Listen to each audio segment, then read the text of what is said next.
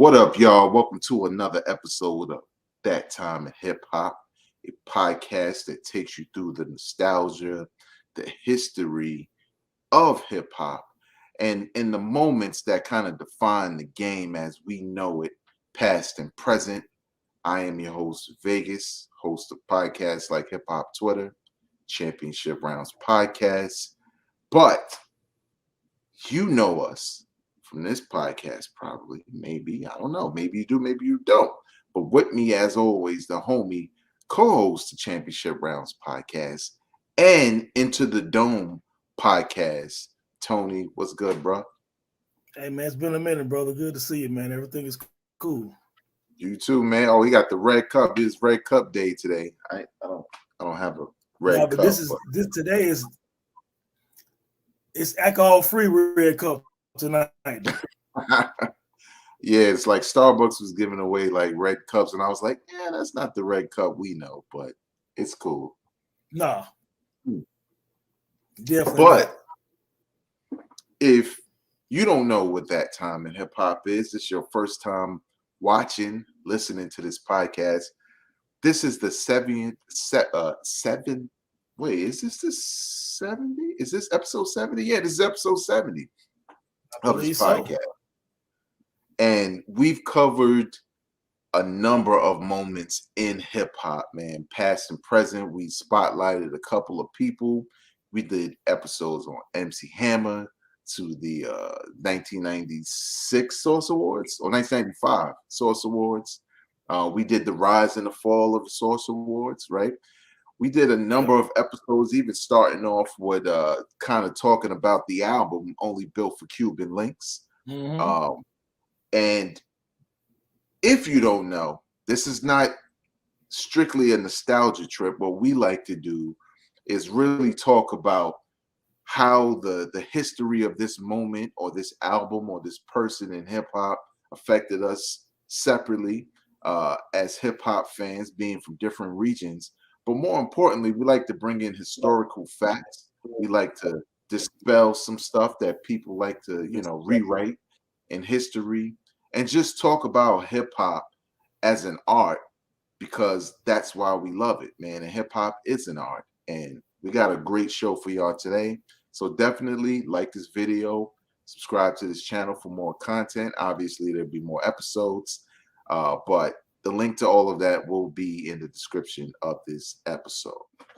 So we like to start these off with what happened this week, this month in hip hop history, in this month of November 2022 in hip hop history. November 17th, 1992, Ice Cube released his third solo project, The Predator. Coming off of one of his most controversial, you want to talk about controversy and anti-Semitism from 1992.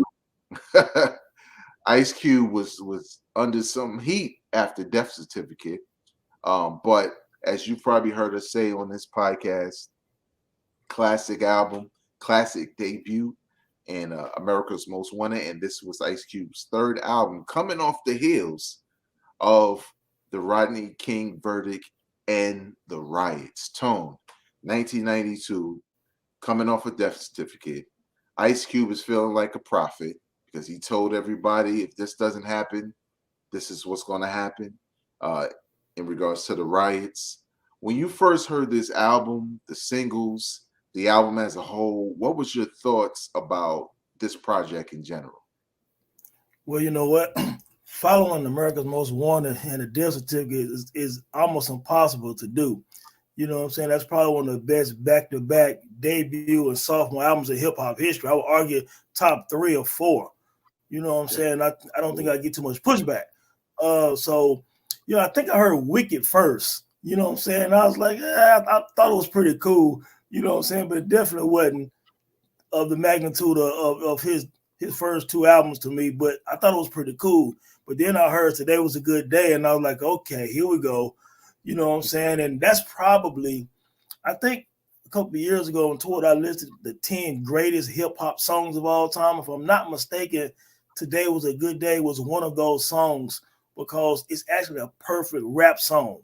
You know what I'm saying? Like he messed around and got a triple double, which is still hilarious that he got a triple double playing like 2-on-2 or whatever. But you know that he did Check Yourself with Daz Effects. They were still hot at the time. You know what I'm saying? Then the album tracks like Gangsta Fairy Tale 2. He had some joints on them, man. So I think I appreciated the Predator later. I thought it was pretty dope after I got into the album. But I think years later, when I look back at his 4 album run and with the Kill It Will and all that stuff, it was just incredible. So it fit pretty good in the midst of his legendary run, man. And then again, like I said, he had one of the greatest songs in hip hop history that people know every word to 30 years later. You know what I'm saying? So yeah, man, solid project in the middle of a classic run.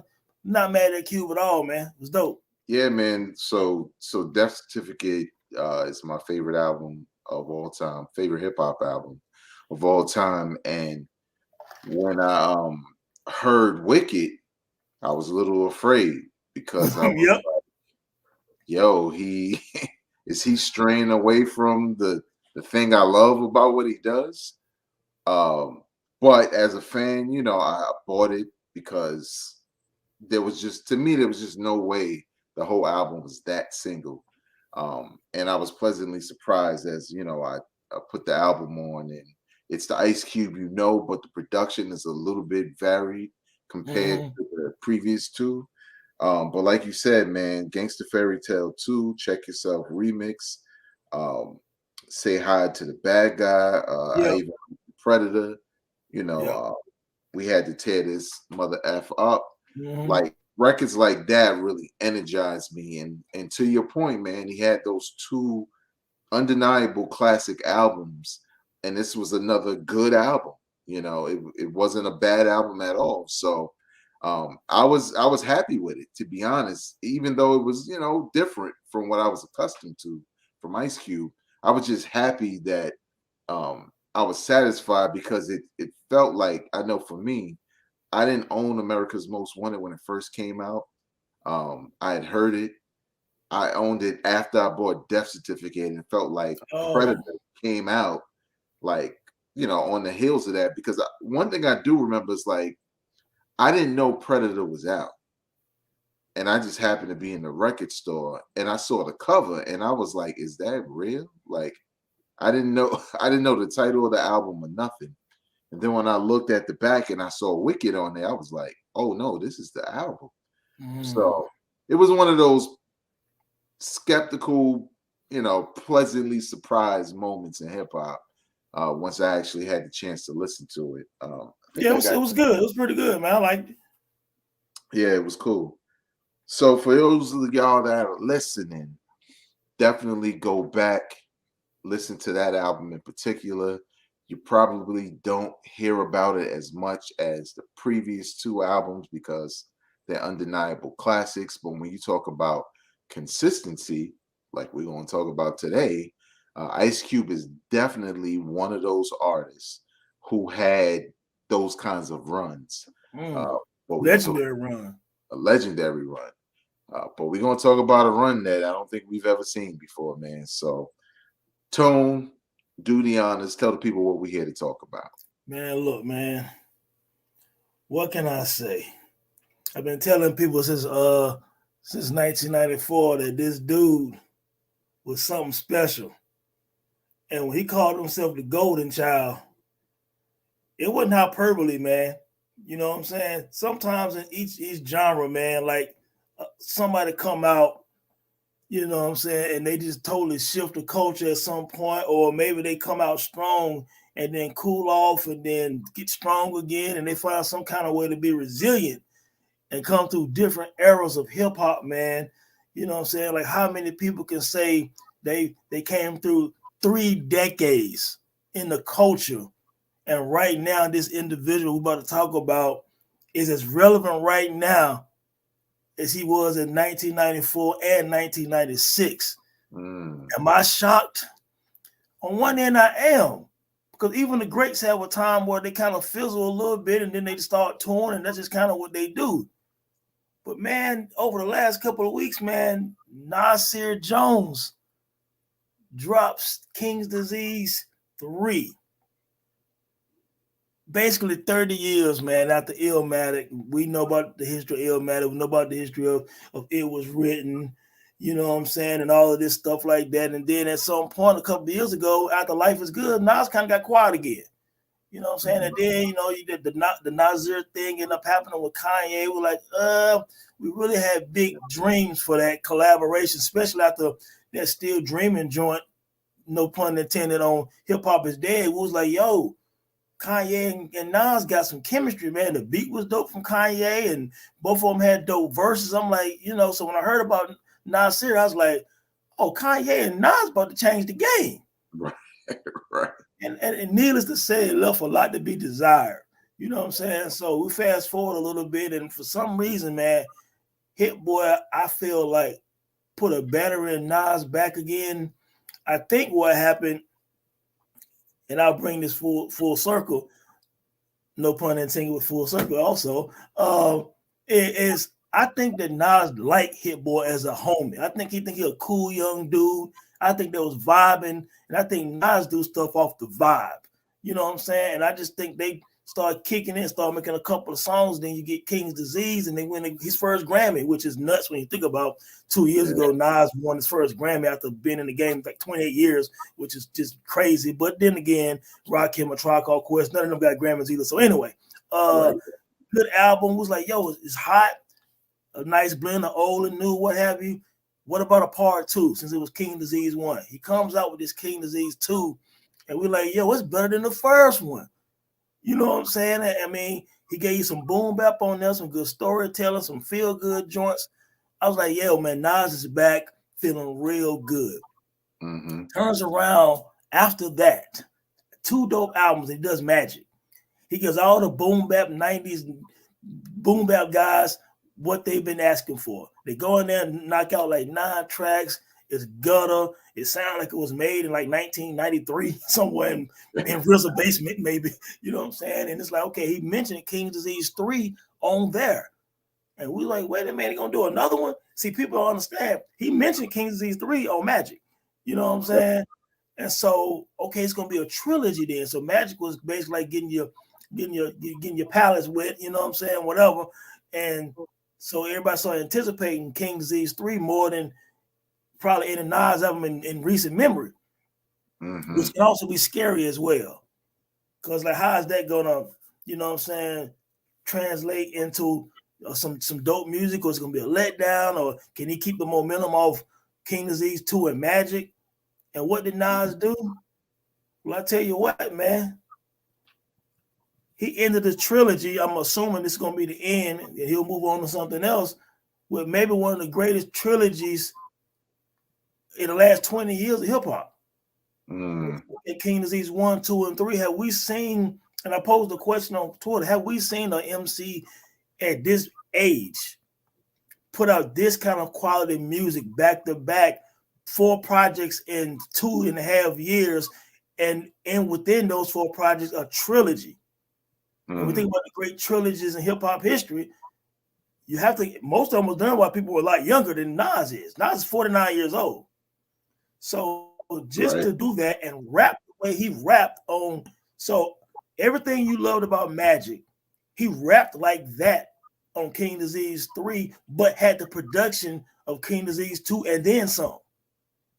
Well, each project for me personally, Vay, got better. King Disease 1 was very good. King Disease 2 was dope. King Disease 3 is pushing top 6, 7, maybe Nas catalog. For some people, maybe number 5. I saw some people having as high as number 3 today. So this is what this guy did at 49 years old. He dropped potentially one of his best albums in a 30-year discography, man. This takes Nas, man. You know what? We're gonna talk about a few things tonight. What was your initial reaction, Vag, when you heard about King Disease 3 coming, and then when you actually heard it, being a New York hip hop head? When I heard about it, like, first of all, like you, when Magic dropped out of nowhere, and not only did it have that old Nas feel, and he was spitting with that flow, it even had the photo from back then, right? from what we called his prime at that point in time. That's Esco photo right there. Mm-hmm. And when they said King's Disease 3, I was sort of like, is this too much too soon? You know what I'm saying? Because it was I felt like we were getting to a point with Nas. Well, put it this way, Nas's output at for the majority of his career, except for Illmatic, it was written. It was hit or miss after that, right? It was like, one album is cool, the next album's not that great. One album's great, the next album's not that great. And he kept doing that. So when we got King's Disease 1 and 2 and it was dope, and then Magic was dope, I started feeling like, damn, are they going to the well too soon? Like, you know what I'm saying? Like, do they need to give us a break so we can, absorb it in a way and it doesn't feel like more the same? Because I'll give you a quick example. Run the Jewels. Run the Jewels 1 was dope. Run the Jewels 2 was better. And then they were coming with Run the Jewels 3, and I was like, shit, how can they top that? And Run the Jewels 3 wasn't as good. You know what I'm saying? Because it felt like we heard that already, and it wasn't anything different. Tone, when I heard King's Disease 3, I was in disbelief. I'm not even gonna lie. It was almost as if mentally I was looking for flaws, right? Like I was like, it's impossible. Either I don't remember all the other records, and some of these records sound the same as those, but they don't. The subject is not the same. The beats aren't the same. It's not as predictable as you would think with this pairing, because Hit-Boy is probably the greatest producer of Nas already. Because when you look at the amount of songs, like you can take all the Primo records that Nas did, it's not enough, right? To compete with 3 full albums and this EP. And Tone, the thing that struck me the most after I finished and I was like, yo, he did it again. I was like, wait a minute. There's no features on here. None. And there's 17 tracks. And he's in his 40s, about to be 50. I couldn't believe it. And the last thing I'll say is, people who know me, I made a whole podcast about it. I call LL Cool J the GOAT for some of the reasons you just mentioned about Nas, for being able to be relevant in so many different eras of hip hop. But I may have to go back to the well on that, because LL was relevant in times where skill and stuff like that mattered, and those later albums weren't these. Whereas Nas is relevant at a time where that type of hip hop is passe to the populace, but yet it's just as popular as that shit. So it's crazy, man, to even think about. Yeah, you know what? So King's Disease 3 is the way a trilogy should end, because I do feel like it's a combination of 1 and 2, but on steroids. You know what I'm saying? Like, I'm not going to front. I ran it back 5 times over the last week, seriously, on my commutes. And I really did the knowledge. Nas was in pocket more than he's been since Life is Good. Nas sounded like it was 1995, 94. I mean, breath control, voice sounded clear. He sounded energized, man. He sounded like he's having fun. He sounded like he was the victory lap, man. Like it was so crispy clear, man. Like it was like the continuation of the last song on King Disease 2 with the song Nas is Good. This is like the continuation of that. And to start that joint off the way he started off, man, we get a report, they go into legit. But then I'm going to tell you, track number 3, Thun, when I heard that joint, I put it on repeat about 3 or 4 times, because that was Escobar. Yeah. Thun was Nas Escobar. You know what I'm saying? Hit-Boy channeled in that beat. It sounded like the type of beat that is nasty Nas Escobar. You know what I'm saying? All of that in one. Nas sounded so good. And then when he said something about rivals and playing Ether on Tidal, you know what I'm saying, dissecting bars from the takeover and the Range Rover. Said sometimes the text hover said, nigga, it ain't over. You know what I'm saying? Like, it's like, yo, that still show the competitive nature. It still show that Nas and Jay-Z will be linked forever, like Biggie and Pac, like Snoop and Dre. Right. This is one of those things. This guy asked me on tour, like, I did a tweet and said, Jay-Z, you next, homie. You on the clock. And so one of the young homies said, man, why we always compare Nas and Jay-Z? I said the same reason why we talk about Magic and Bird. Same reason why we talk about Jordan, Isaiah, Biggie and Pac, Ali and Frazier. There are times Shakespeare and whoever, there are people you're going to always be linked to, you know what I'm saying, your peers, you know what I'm saying? It's like Kobe against Vince Carter, you know what I'm saying, or whatever, Iverson. So you can't get away from it. And what I said to him is, I'm only saying this because Nas brought up Jay-Z and Takeover on Thun. He ain't had to. Yeah. He brought it up because it's still there. You know what I'm saying? Yeah, they homies. They've been homies 15, 16 years, but they've known each other since the early 90s on tour with Large Professor. That's all facts. You know what I'm saying? Competition, they've been in competition. The greats are always in competition. You know what I'm saying? Even though it's for fun, but fun, man. But look, that legit or whatever, when they use that Five Heartbeats, Eddie Kane Jr., man, you talking about Five Heartbeats, one of my favorite movies. That's one of the best scenes in the movie. That's kind of a historic part in Black culture. Everybody know about Five Heartbeats and about that song. And for Hit-Boy to do that joint, then flip it and put that bass line behind, I'm so glad he didn't pull that mess and not have no drums. He put them drums on that joint midway, you know what I'm saying? And that 30 joint, man, that, about 30 summers, man, 2 years ago when he did King Disease 1, he had 28 summers. You know what I'm saying? 2 years later, he does 30 summers, man. That joint is hard. The Reminisce joint with the Mary J. Blige joint, man, the Michael Quincy, man. Listen, man, Nas really did something special, man. I said today, 4.5 mics minimum, dog. We have never seen nobody at this point in their career in the culture. He's lapping some cats. You know what I'm saying? And one thing I said today, yesterday, Veg, was, everybody know my top 5. No, Nas my favorite MC, but everybody know I had up number 3 on my top 5 MC list of all time. But I'm gonna tell you, I told everyone yesterday, he just moved KRS-One out the way with King Disease 3 for me. So now I have Nas, the number 2 greatest MC of all time.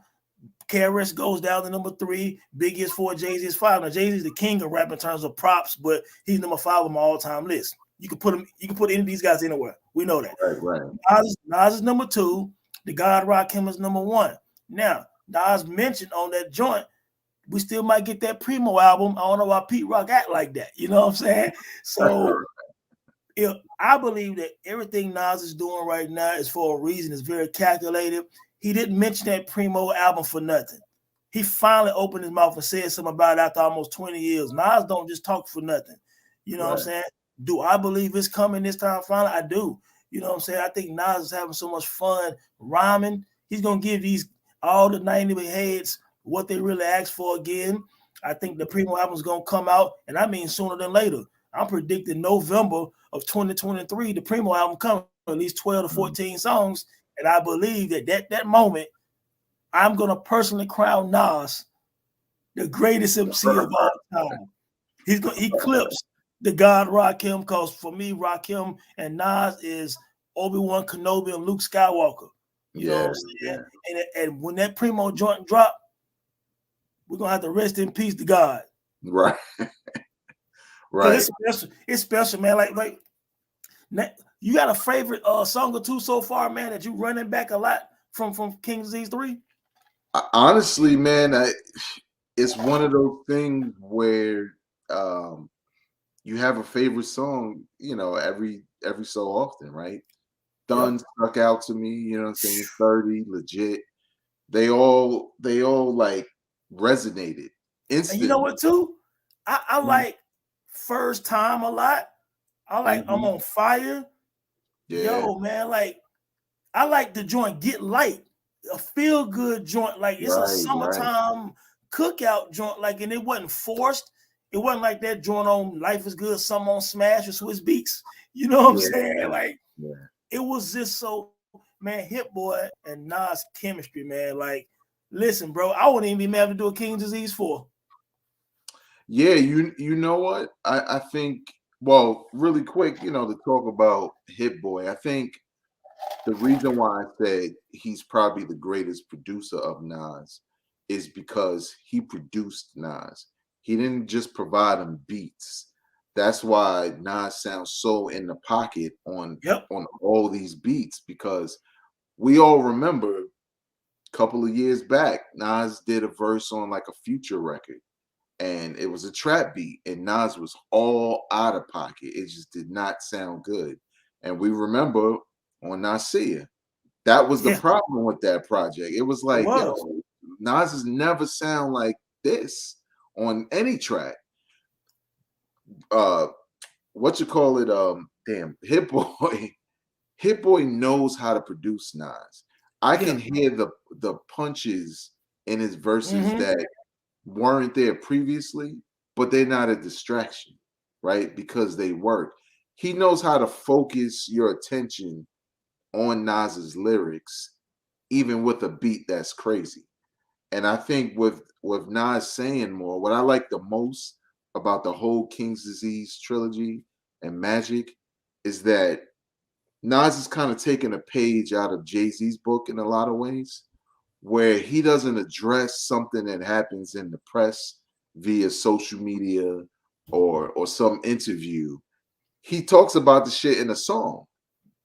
And you know what I'm saying? The whole Pete Rock thing, that was the first time he said anything about that. You know what I'm saying? Like you said, the Primo thing. This is the first time in a long time he's talking about Takeover and Ether in this light. And in a way that shows that these guys are friends and other people are arguing about it, but not them. It's just one of those things where I just look at how Hit-Boy produced him and just say to myself, for everybody that Nas has worked with numerous times throughout his career, no one has consistently done this for him. You know what I'm saying? Even when he switched up, like maybe, you can look at, okay, all the Large Professor joints are hot. Yeah, but in a lot of ways, they're, Nas is dope and the beat is dope. But this is a full-on production with, new beats, new styles, beat flips, like you said, cultural references from Nas and Hit-Boy in the production. It's perfect. So you know what, too? I think, again, like I said earlier, I think that stems from a real relationship. I see the way, Hit-Boy really got a lot of love for Nas. He look at Nas as one of them guys in the culture, and I know he's happy to be able to have this kind of relationship with him. But Nas also respects Hit-Boy's style of producing, like you said, because to me, I feel like when they show pictures of them in the studio, just them two, they have a real energy.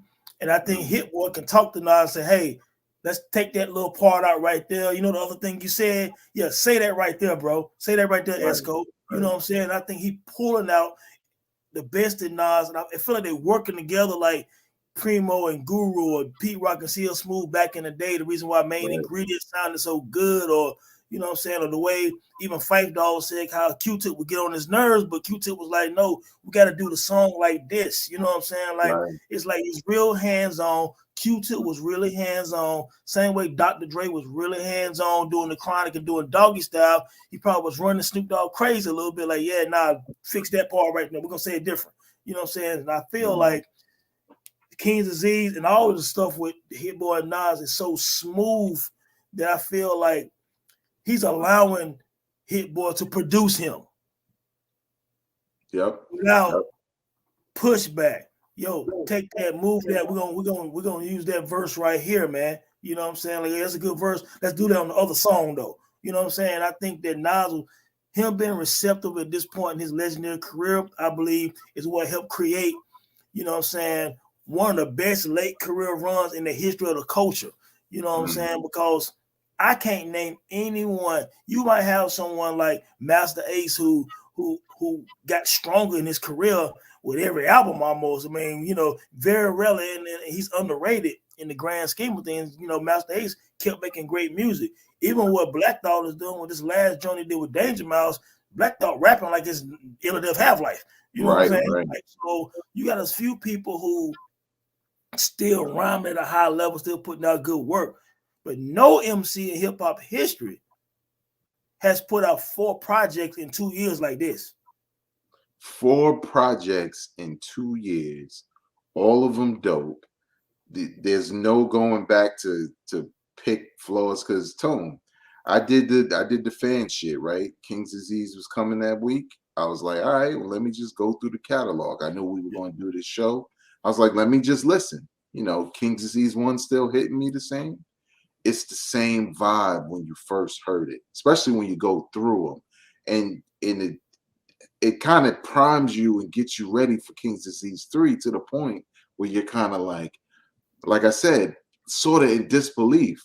No one has done this at this stage in their career, this consistent, sounding this fresh.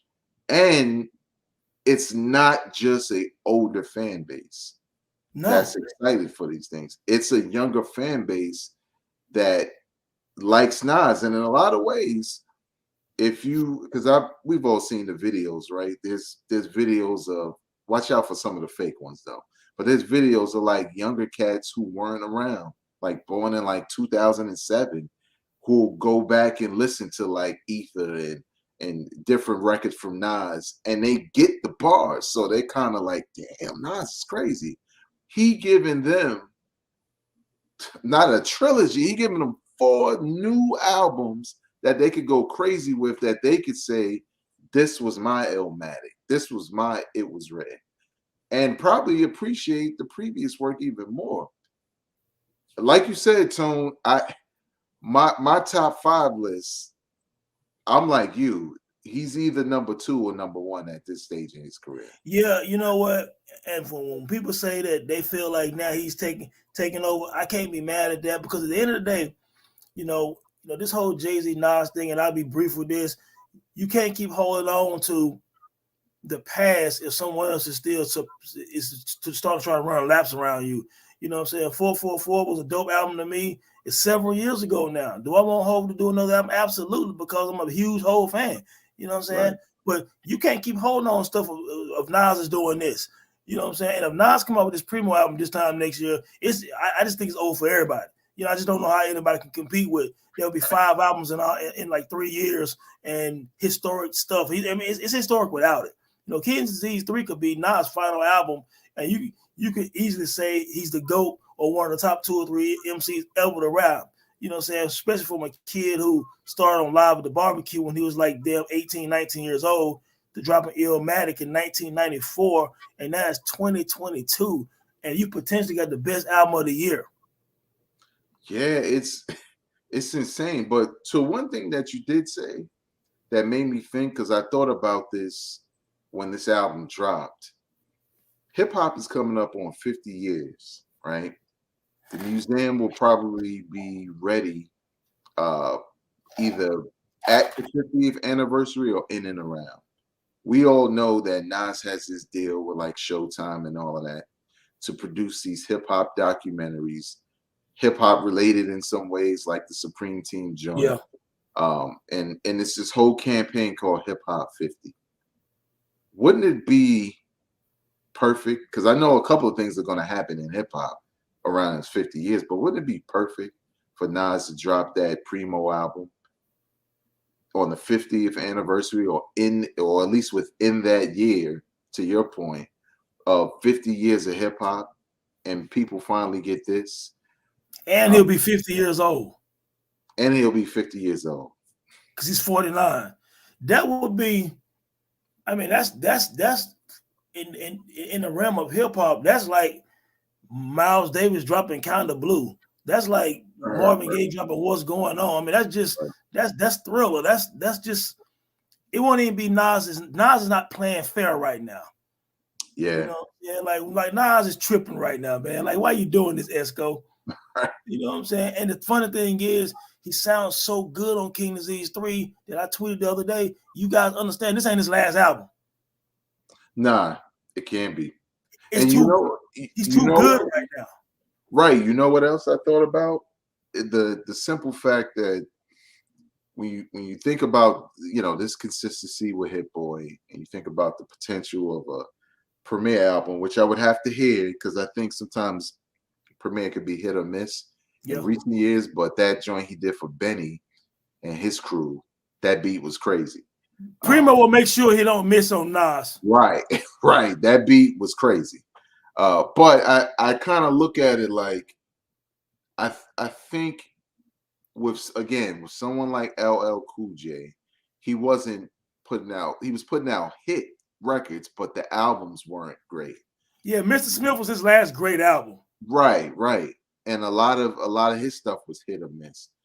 But with Nas having this much at the end, he's also a dude who, and a lot of people didn't have this, who fell off in a lot of respects and had like 2 or 3 comebacks in his career. In hip hop, you know how hip hop is, Tone. Once you put out a dud, cats are kind of through with you.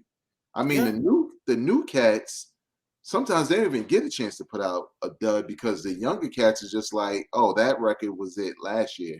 We don't care what he's doing now. Right. But to first have, Illmatic and It Was Written, and then we know the bootleg and stuff. We did a whole episode on it. Y'all should check it out. Yeah. But we know the I Am Nostradamus, especially Nostradamus, kind of took him down, and people thought it was over.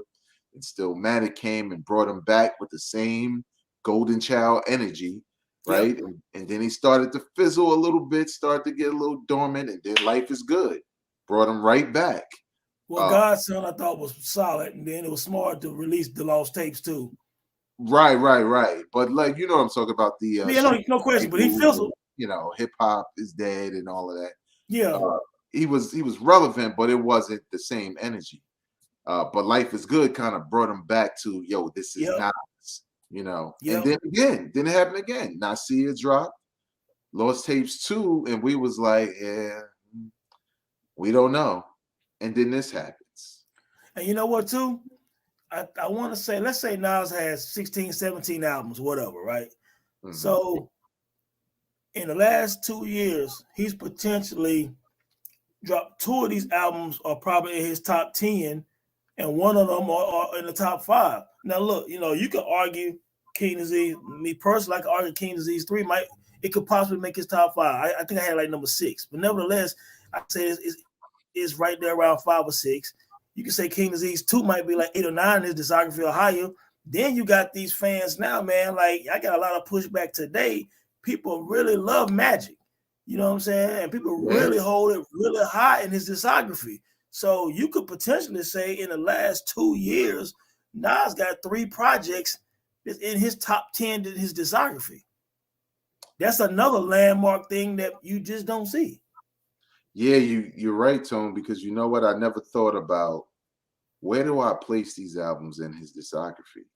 And I could tell you right now, all 4 go ahead of a number of albums he've already dropped, right? And absolutely. They're gonna age well because they're just none of them are alike, which is because King Disease 3 is easily better to me than Untitled, Hip Hop Is Dead, Nostradamus, Street's Disciple, Nasir, of course, because that shit trash to me. And I love Nas and Kanye.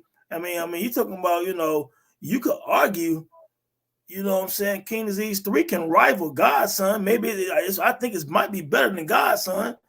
You know what I'm saying? Better. I mean, Made You Look is a top 10 Nas song probably, but outside, I would say King Disease 3 is better than Godson. I would say King Disease 3 is probably right there on par on the same level as a Life Is Good because I'm a big Life Is Good fan. Yeah. You know what I'm saying? So I think it's in that same tier when you think about Illmatic, It Was Written, Stillmatic, Life Is Good, King Disease. Because if you want to consider Lost Tapes more of a, unreleased joint, I won't really do it with the albums. But if I did it with the albums, then, Lost Tapes would probably be number 5. And I might put King Disease 3 at number 6. Now, unfortunately, I Am got bootleg. You know what I'm saying? Like Vague said, we got a whole episode about the whole history of Napster and Nas being that one who really took that first major hit with I Am being, I Am songs and Nostradamus. It was going to be like with the double CD, I Am Nostradamus. So he got leaked, he got bootleg. But Right. man, King Disease 3, like I said, I ran back again yesterday on my commute, man, and I was trying to figure out outside of Thun. I was like, I don't know my other favorite song. I really love the album, man. Like, there's not a bad song on it. The bonus track is my least favorite song. That's just the bonus track. Yeah, me too. It feels like a bonus track. It feels like a bonus track, which is fine. Right. You know, that Don't Shoot joint was a nice way to end the album. Yeah, and you know what else? I think a lot of people don't talk about the sequence of all of these albums. Not once did I feel like the momentum was slowed listening to any of these projects. It feels like every always had a problem. You said he always had that goes back. That goes back to us talking about the way Hit-Boy actually produced the album, because Nas does have a history. Several albums, you're like, that song don't fit right there, or that song shouldn't even be on the album. You know, while I was listening to the Untitled album the other day, and then that Money Make the World Go Round, and that joint with Chris Brown. Why is this on this album? You could have took that off. You put that song that's on the nigga mixtape association on there with Stickman from Dead Prayers. I'm like, why would you have to? I mean, I understand that maybe the record label wants you to do that stuff, but had those two songs on Untitled were terrible for the album, especially because it was a militant album. It was like, so you put these two trash songs on there. That's commercial song, Hero, I think, and that Money Make the World Go Round. Terrible sequence. And then you had Life Is Good was a great album, but you had some on Smash on there. Shouldn't have been on there. Reach Out shouldn't have been on there. That goes back, so Nas does that sometimes. Hip Hop Is Dead, you had 2 or 3 songs on there that messed the flow of the album up. Even though it was a dope album, it messed the flow up. Hit-Boy kept that thing, every song went into the next song just right. Nothing felt out of place or forced. Yeah, I think what makes it so great too is Nas's lyrics, his commentary, and Hit-Boy being able to tease one beat, but it's almost like a flower, right? You think you're going to get this beat. You know there may not be a drop or whatever, but then when he gets to that drop or that beat flip or whatever it is, it's always crazy. It's always like, God damn, this beat is better than what it was already good when it started, but now it's better now that it's completely revealed through the track, and it never gets old, right? Like that's the thing I was saying about Run the Jewels, right? Those first 2 albums was like, man, please just give us more of this. This is new. This is like, what do they call it? EDM or whatever mixed with hip hop. It's great. But that 3rd album was just them doing more of the same trick. You know what I'm saying? Same thing happened to Eminem, right? That's why he had 3 albums and that 4th album was a dud, because it was all the same tricks. This is the same tricks, but it's not. You know what I'm saying? You know what, too? Mm-hmm. I think it's also time to, and I did a Flowers tweet about Hit-Boy, and I think it's time for people to truly give this man his props. I mean, there's a lot of pressure with what Hit-Boy just did, what he pulled off, because he hear the talk. He know that everybody wanted Nas to do something with Primo, Pete Rock, LES, Q-Tip, Lost Professor, whatever. You know what I'm saying? Like, even No ID. So, I mean, he hear all this stuff, and this dude crafted out 4 projects with one of the greatest MCs ever to pick a mic up. You know what I'm saying? And I'm going to tell you, Hit-Boy also showed he can make Nas beats sound old school. He can make them sound new and fresh, but still got an old school vibe to it. He did a great job with sampling. He gave you some boom bap joints on Magic. He gave you some boom bap joints on all of them. I mean, Store Run and Bible and all that on King Disease 2. King Disease 3, you got the Thun. That sound like that could have been a Primo beat or any kind of boom bap producer's beat. You know what I'm saying? So I mean, people forget the Hit Boy. You know, he has the skill to make different types of beats, man. Gotta Yeah, give him love. he does, man, and that's why I said he may be the greatest producer of Nas, because there's no producer he's worked with who has been able to give him this much, and not just in beats, just in producing him and making sure everything lands perfectly. Like, we can take all of these King's Disease and Magic and put it on one playlist.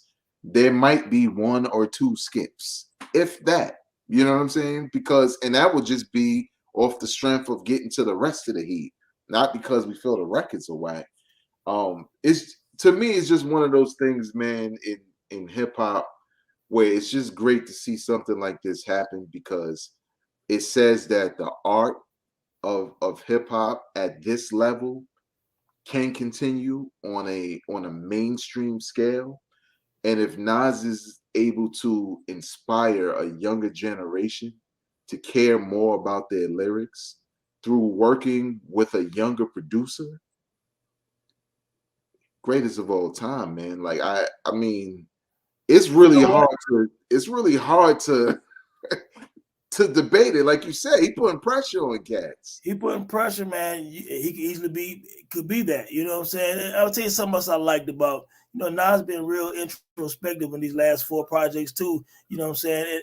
And I like when he said something about, why can't you be proud of Nas? You know what I'm saying? Like, he said that on King's Disease 3, and I was like, and I tweeted that. I'm like, yo, as a fan since high school, and I'm 47 years old, I am proud of Nas, you know what I'm saying? Because, so it was cool when he said, why can't y'all be proud of Nas? You know what I'm saying? Like, this guy started when he was a teenager, man. He's 49 years old. Nas has basically added 4 dope albums to his catalog. And if we're looking at dope albums, classic albums, good albums, and a catalog as championships or great seasons or whatever it may be, where does this really put Nas? Like, I know as an MC, it puts him in a high category, but is this new territory? Has he raised the bar on, what's expected of an artist still relevant at a certain age? Well, I think he set a standard, yes, with anyone from the 90s now know that you can't just put something out and hold on to your name like, okay, it's gonna be received well because I'm so and so. Nah, people want to hear a dope album, and I think Nas set that standard all over again with this joint, but also not only to old school 90s MCs, but to any MC. You have to look at this and say, man, one of the legends still making dope music being received. That should inspire them to do the same thing. So you looked at a certain way 20 years from now, 10 years from now, when you're in your 30th season of rhyming, you know what I'm saying? Like, you still putting up numbers, you know what I'm saying? He's showing longevity. Nas was selling out concerts with Wu-Tang just a month ago, you know what I'm Yeah. saying? Or whatever. So, I mean, the relevancy comes from the music. At the end of the day, when any shenanigans from any kind of artist, any kind of whatever, none of that's gonna matter at some point, because fans at the end of the day care about music, and they're gonna care about your music in 15 years from now, 20 years from now. Well, for Nas, they've cared about his music for 30 years, and even though he had some peaks and valleys, he fought through every. He did have several careers. He had a career. Nostradamus happened, then Stillmatic happened. Right. Untitled Pop is dead. Life is good. Nasir's era, Lost Takes 2 era, to the King Disease trilogy and Magic. He's been on the high. He's been attacked by Tupac, Biggie, Jay-Z, Dipset, 50 Cent, all these people who all admire him. A lot of these people who are still alive now talk about Nas. KRS One said Nas the one. 50 Cent recently said to Ebro, man, I love Nas, man. Nas is the one. You know what I'm saying? This is 50 Cent saying this a couple of weeks ago.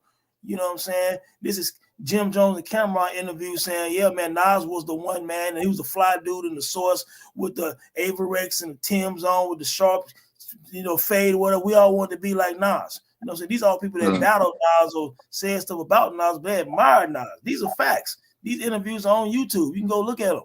You know what I'm Right. saying? So for him to be who he is, he could have cashed it in after Life is Good. He could have cashed it in after Lost Stage 2 and said, I don't want to do this no more. He could have cashed it in after King Disease 1. This Right. dude Right. turns around and does 3 more projects and then says on King Disease 3, the Primo album might still happen, which then I'm still rapping.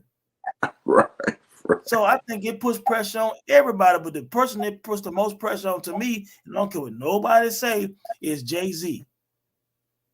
Yeah, it does, man. It does because in a lot of He hear all ways, the rumbling, and he's heard all the albums. Believe it. yeah, in a lot of, and honestly, when you think about it though, Tom, we know that this is going to inspire a lot of those 90s rappers who are still active, right? Ghostface just put out a tweet today Yep, that I said, saw it. y'all want to hear new music? I You know saw what it. I'm saying? Everybody, nobody's going to sit on their heat, right? Raekwon mentioned, in 2020, I believe he mentioned Cuban Link 3. Yeah, He might move up the release date on that because and they all the came thing, off touring together. right. They just came off tour together. So it's really a situation, like to your point with Jay-Z, where Jay-Z still has that competitive fire and Absolutely, talented hard. he loves shit like this. He's Yeah, inspired by shit like this. That's why he always does something when Nas is coming out, because he knows there's a different vibe when people react to a Nas record that's great versus a Jay-Z record. A Jay-Z record is just hot, right? It's just hot rap. A Nas record, we shift in our top tens when his shit is great. Like, yo, this nigga number 2. Like, you know what I'm saying? So and like you said, trust me, all of the great MCs, and I said this on Twitter recently, all of the great MCs are hip hop heads first. They mhm. listen to each other. They dissect each other's lyrics. They're in competition with their peers. If anybody out there listen, don't think that Jay-Z done played King Disease 3, track 1 through 17, you sadly mistaken. He's heard Yeah. it all. And he heard Thun also. He laughed about that too. He knows competition. He knows friendly Right. competition. They cool with each other. You know what I'm saying? But they still are competitors. He hear the talking. You think Guru ain't text him or Just Blaze or somebody say, hey man, let's go join hot, man. You think that? You think that these guys all got friends. They talk to each other like anybody else. Yeah. You know, Yeah, one dude talking it's a about, yeah. great moment. What'd you say? Yeah, one dude was saying, nah, dude, Jay-Z ain't worried about it. He trying to buy a football team. Man, that ain't got nothing to do with nothing. Jay-Z a rapper first. Let's clear the air on all of that too. I think what a lot of cats don't realize about these guys, I mean, they give you hints all the time. Sometimes they say it verbatim. They're good with their money, right? Like this is why you getting this Nas, right? Before, partly he had to rap to pay the bills. Now he does not have to do No, that. That's why Jay-Z sounds so comfortable on that Jay Electronica shit. That shit was I'm like just going rhyming. and playing a pickup game. Yeah, I'm rhyming because I like the rhyme. I'm just rhyming. Right.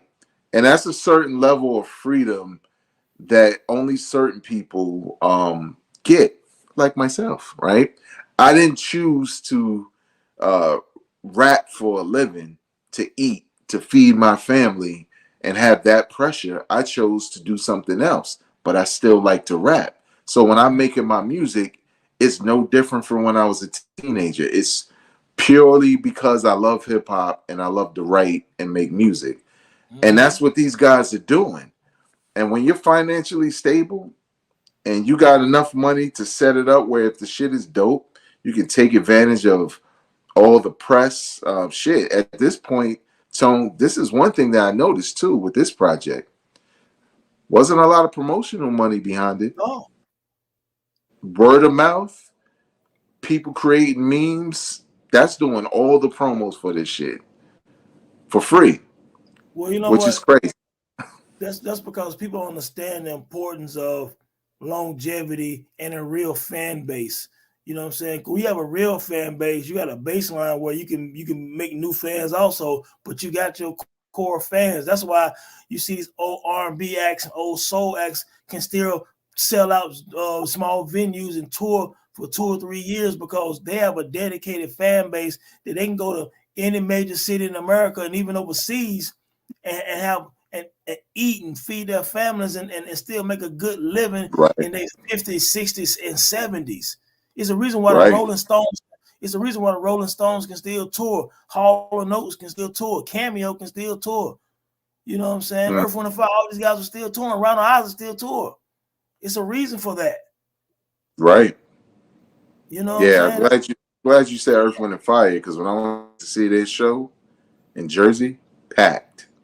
Like Yes, packed. that's legacy. Right. And Nas has a legacy that's as great as any legacy in the history of hip hop, man. You know what I'm saying? This was just more icing on the cake. This is just another lap, another victory lap that he's doing for fun, man. And I actually believe we're gonna get another Nas album next year. I just don't think Nas playing fair right now. I think he got his knee on everybody's neck, man. Like he's really, no pun intended, of course, but I'm just saying, as far as like applying that pressure, man, that he's not done, man. He's found that fountain of youth again, man, and I think he's having fun. And I Mm-hmm. heard that at the end of King Disease 2 when he did the song Nas is Good. It felt right. It almost Right. felt like the last song on Life. Not on Life is Good. Should have been on Life is Good. Was on Lost Tapes 2. Was that Beautiful Life? I just feel Right. like Right. he's in a good place. I think Nas is happy. You know what I'm saying? We're Mm-hmm. getting all this dope ass music because I think he's in such a good space in his life. Right. Right. Well, again, for those watching, this is unprecedented in hip hop, coming up on 50 years to have a MC of this caliber with this legacy put out 4 consistent albums in a row with the same producer, not sound like the same record over and over again. And for the last project to arguably be the best of them all, not have features, 17 tracks. This man is going to be 50. This is this, and it's not happening in the corner of the hip hop world. It is the talk of the town as it relates to all generations of hip hop, and you just never seen it before. Those things what they say about like someone like a LeBron, right? Appreciate him while he's here now because when he retires and you're watching them damn highlights, then you'll remember, yo, this dude was great. Like, you know what Yep. I'm saying? Same thing with Floyd. You think Canelo's nice, watch Floyd fighting him. You realize, I don't care how young Canelo was, people thought Canelo was going to beat Floyd in that Yep. fight. They thought he was going to knock him out. Yep. And it was a master at work. So again, what did y'all think about King's Disease 3? What do you think about the trilogy? What do you think about Nas in your top 5? Does he go to number 1? Is he better than Rakim now? Is Hit-Boy one of the greatest hip hop producers of all time? Strictly based off of these 4 albums with this legend? Leave your comments in the comment section below. Let us know what you think about the album, the project, Nas, history in general. All right, y'all. So we gave y'all a lot to think about, to listen to, but this is a part of the show where we like to recommend album you should go back and check out. And originally, I had a different album, right? Mm-hmm. But then I said, you know what? Let me be a little bit more creative, looking at what we've already done. So this album is out of the year 2016, not that long ago, but long enough ago. It's a compilation album, and it's actually their second album, I believe. And the first was like, shit, what was that? Late 90s. But it's from DITC, Digging in the Crates crew. It's Yeah, I know the called first. DITC. Yeah. Yeah, yeah. It's called DICT or DITC Studios, right? Digging in the Crates crew Yeah. studios. Tone, I went back when this, well, first of all, when this album came out in 2016, it was criminally slept on. And that's okay because I mean, when was the last time we were talking about digging in the crates crew, right? Yeah. Their heyday, so to speak, was in the 90s. Yep. But in 2016, when I decided to give it a listen, I couldn't believe how dope this album was for as many tracks that were on there. If you don't know, Digging in the Crates crew consists of a number of producers and rappers from Fat Joe to OC to Showbiz and AG to Lord Finesse and the late Big L. And Mm-hmm. all of them are featured here in one way or another. But I guess what struck me the most about this project, as I bring up the track, um, they're all rhyming on here. Oh, Diamond D also was a part of that crew. They're Yep. all rhyming on here. They're doing the thing that we said Slaughterhouse should have did, right? It's not all of them on every record. They're paired up in different ways. Yep. AG and OC on this record, OC and Fat Joe on this record, Pharoah Monch is on the album on this record. Um, the cat David Bars, if you ever heard of him, young cat, kind of like a member, an honorary member of DITC. Very dope album. The production, as you would expect, crazy. But what impressed me the most was just how fresh everybody sound rhyming over these beats. Mm-hmm. OC is don't get enough flowers. You talk about a man Amazing who lyrics. still right, amazing lyricist who still sounds in the Yep. pocket, dope today. He's on. I think he's on every record on this album. But again, it came out in 2016. Some people heard it, some people didn't. Um, but I believe you me, if you are familiar with the Digging in the Crates crew, it's not what you think. It's not a nostalgia trip. It's not a dated boom bap sound. It's fresh and it still sounds good to this day. So check that out. Tone, uh, did you hear this album when it came out or did you hear it recently? And what were your thoughts when you hear a new Man, project from Digging in Crates man, Crew? actually, man, I hate to say I haven't heard it in years. You know what I'm saying? Until you had said something about it, when I read the run, I'm like, I need to go back and do the knowledge on the album. So I haven't heard it in years, but I remember when it came out because it was highly slept on. A lot of people didn't talk about it, but I was like, damn, dog, the beat's dope. Everybody was rhyming like hell on it. You know what I'm saying? Like, I mean, they didn't miss a beat really. You know what I'm saying? Like they still sound good. You know what I'm saying? From Yeah. what I hearing about it. I'm glad that you put me back on to it because I think I'm gonna run that joint this weekend.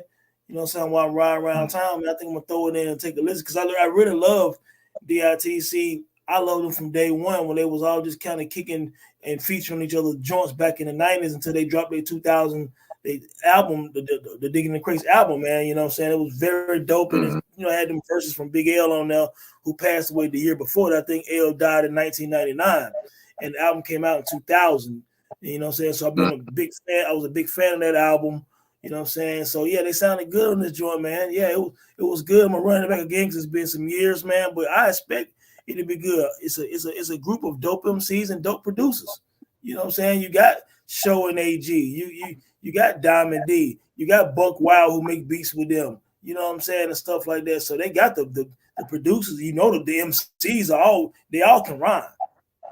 Right, They're, right. they're probably an underrated crew, you know what I'm saying? Because I think obviously with L Don and you know what I'm saying, they all doing their own things. If they would have had more group projects together, I think they would be looked at like more on like the boot camp clique and stuff like that. It's just the fact that they just didn't, they collab when they need to collab, but they didn't have a lot of group albums, you know what I'm saying, that to compare them with other conglomerates and stuff like that, man. But yeah, real dope joint, man, from what I remember, man, and just dope MCs, dope producers, man. Just they hip hop personified. For real. And also one cat I left out, Buck Wild, who's also a Yeah, part of the crew. amazing Shout producer. out to him. Amazing producer, still producing to this day. Yeah, look at his For discography. You others. know what I'm saying? Look at his discography of beats, and it will actually surprise you. He got some heavy hitters in hip hop history in his production credits, man. So check that out too, man. But yeah, for me, man, my recommendation, man, is my guy, North Carolina's own, man, Cesar Comanche, 2009 album Down Your Lap. Now look, man, this is one of the guys who started the Justice League with Ninth Wonder and Little Brother, and all the guys that's part of the Justice League that came early 2000s in North Carolina, really in Durham, North Carolina. You know what I'm saying? So Cesar is very important to North Carolina hip hop. He's the guy basically at some point. Ninth was like sleeping on his damn couch. You know what I'm saying? Like 2 years before the threat. You know what I mean? Like, this is real talk. You know what I'm saying? And Cesar's a good brother. He's someone I know very well, man. He takes the craft, solid MC. He takes the craft very serious. He been touring on and off for 20 years. He has several albums, man. He was one of the first people when I did the Dome website to do an interview with me, man, because I used to play ball with him back in the day up here in Raleigh, North Carolina. He's just a cool brother, man. He loves hip hop. He actually can make beats too and engineer. You know what I'm saying? But that's him talking at the beginning of Little Brother the Listen album at the end of the first track. That's him talking and stuff like that. And he was also promoting his album Wood Nickels because it actually came out before the Listening. You know, it's a very underground album here. But Down Your Lap, man, another boom bap jump for 2009. Good production. You know what I'm saying? The title track, Down Your Lap, is something I would say for y'all to put on in YouTube, man. Listen to that joint, man. Listen to the beat and listen to what he's saying, man. Thought-provoking dude, man. Solid album, man. Good boom bap on there if you like that style. You know what I'm saying? Yeah, check that out. I'm not sure you're familiar with Cesar Vague, but he has several albums, man. Of course, his albums will have this first two albums pretty much fully produced by Ninth. Fonte's on some of his songs. A lot of the Justice League guys in the early 2000s. He's on some of those early albums and stuff like that, man. So he's just a really cool dude, and it's hard not to root for him. Yeah, when you suggested that, I was familiar with the name, but the music didn't hit me right away. So, right. You know me, gym tests, because that's what I like to do. I like to go in the gym when I go work out. I like to listen to new music for the most part, just to discover it. And obviously coming out of that crew, nothing whack has ever come out of that crew anyway. Honestly, everything has been dope, including Rhapsody and people like that. So it's gonna give. He gives that same the boom bap vibe. I mean, you know what I'm saying? It's some hard boom bap because that's what they do. You know what I'm saying? So it's no different with none of his projects. All right. Well, there y'all have it. There's 2 albums y'all could go YouTube, streaming services, check them out, listen to them. Tell us what you thought. You know what I'm saying? Or do you already own them? You already know about them. You know what I'm saying? Talk about them in the comment section. Subscribe to the podcast. Like this episode. Did you like this episode? Do you want to hear more from that time in hip hop? We got a couple bullets in the chamber, right? We're coming on the end of the year, right? We're going to do our annual best of the year episode, but there are other moments in hip hop that require some attention. But in the meantime, we have 69 other episodes you can go back and do the knowledge on, get the same kind of conversations, that's right. kind of historical facts, especially Nas, since this episode was about Nas and his legacy. If you want to know about that time in hip hop where I Am Nostradamus could have been Nas's consecutive 3rd album in a row, that was crazy, but it was bootlegged heavily. If you want to know the science behind what me and Tone highlighted, which I don't think any other podcast has looked at Illmatic in this way, where we wondered, did the source create the mystique that is Illmatic? And we break down everything that happened leading up to Illmatic, how we felt. Never seen that discussed on no podcast ever. No one talks about that, but it was a fact, right? And we point out every little detail, things that actually happened, not things that people think they remember about that album. And of course, Jay-Z versus Nas. We break that down to dispel anything anybody thinks happened when it came to that battle.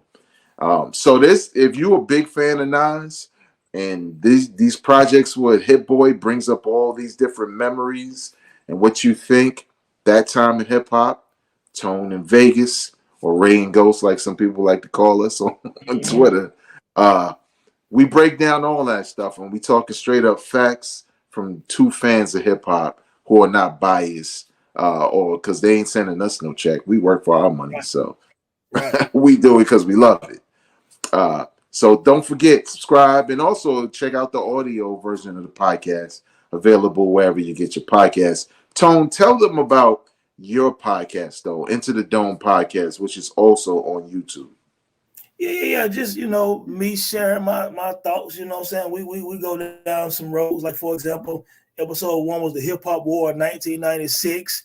I had one on the disrespect of 1997 hip hop. I talked about having MCs talking about death in their rhymes. You know what I'm saying? I got the one of different eras of Kanye West.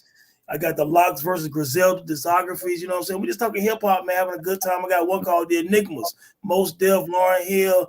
You know what I'm saying? Talking about them, Andre 3000. You know what I'm saying? So we just covering a lot of good stuff on there. I had to get my partner right here, Vague, on the episode at some point. So we just talking hip hop because we love it. You know what I'm saying? Just like Vague do with hip hop now. We just love the culture and we just talk about it. Then we come together like Voltron and keep talking about the culture again. Follow me, Tony the Dome, on Twitter. You get everything from there. No doubt, man. And the link to his podcast will be in the description of this episode, so you can follow him, follow that podcast. Make sure you subscribe. If you enjoy this kind of content, right? There's no bias here. We're just hip hop fans like you, but we're not gonna waste your time, man. We want to make sure you leave with some food for thought about the music you love and the culture you love. So as we get on the road to 50 years of hip hop, which will be an episode of That Time in Hip Hop, keep listening, man. King's Disease 3. It's crazy, man. Like I could have never predicted this, man. It's ridiculous. All right, y'all. Peace. Peace. Drop it on the random.